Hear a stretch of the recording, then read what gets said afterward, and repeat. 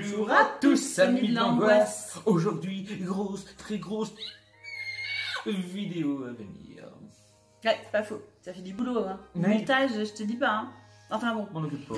Donc, en vidéo, on ne vous en propose pas une, pas deux, pas... Non, Pas mais... trois. J'ai l'impression on va que c'est le s'arrêter truc là, avec les parce épluches que- patates des têtes. Ouais, c'est 24, faites attention. À la fin, on va laisser. On Bon, vous sérieux. en propose 12. Ça fait pas 12, ça. Mais j'ai fait ça avant. Ah, d'accord. 12 petites vidéos, parce que là, ce seront des concepts plus petits. Oui. Parce qu'on essaye plus de miser sur l'anecdote que sur le film en lui-même. Mais tous les jours. Voilà, pendant 12 jours jusqu'au vendredi 13. Parce que vous venez de comprendre, vendredi 13, Il tombe le vendredi. Et le 13. c'est Jason. Donc on va vous faire évidemment le premier chapitre aujourd'hui sur la célèbre saga Vendredi 13. Qu'on ne va pas forcément s'orienter énormément sur l'histoire, puisque bah, c'est un peu connu, on va dire. Hein. C'est comme si je vous demandais qui c'est Freddy Krueger. C'est qui? Ne me répondez pas, vous savez pas qui c'est. Pardon. Freddy Krueger. Ok, Allez. donc on est parti, Si le concept marathon. vous plaît, vous nous direz, on fera des marathons sur d'autres sagas, Freddy, Oui. Conan, on pourra, c'est parti. Allez, 12 jours, 12 vidéos, Et c'est le jour 1. t'es pas prêt.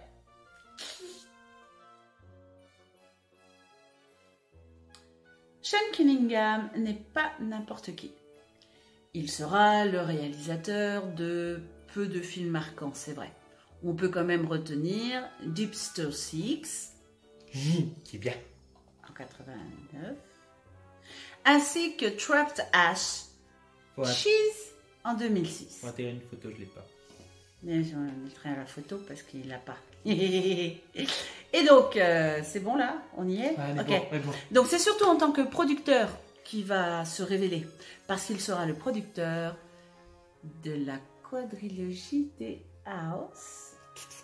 Merci. Et des épisodes 9, 10 et 11 de Vendredi 13, à savoir Jason va en enfer, Jason X et Freddy contre Jason. Sean Cunningham a donc réalisé Vendredi 13, le 9 mai 1980. Enfin, date de sortie, parce qu'il va pas le réaliser en un jour. Pour ça, il faut savoir qu'à la base, il était producteur, notamment sur La Dernière Maison, sur la gauche de Wes Craven, un chef-d'œuvre sorti en 72, horrifique à souhait. Mais il s'est inspiré pour son film également de John Carpenter et de Halloween. Bah oui, évidemment, il n'y a pas des similitudes pour rien. Mais également des films de Mario Bava, tels La Baie Sanglante.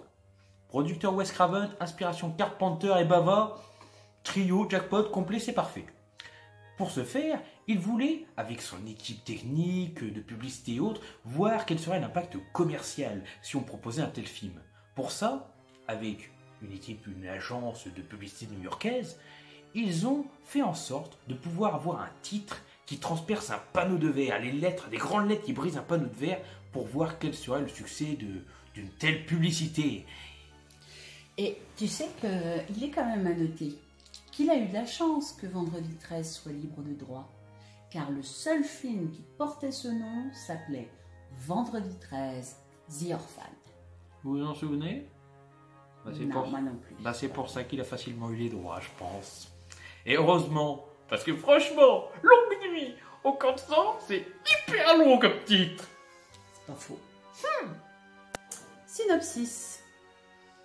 Le vendredi 13 juin 1957, un jeune garçon nommé Jason Voorhees meurt noyé au camp de Crystal Lake.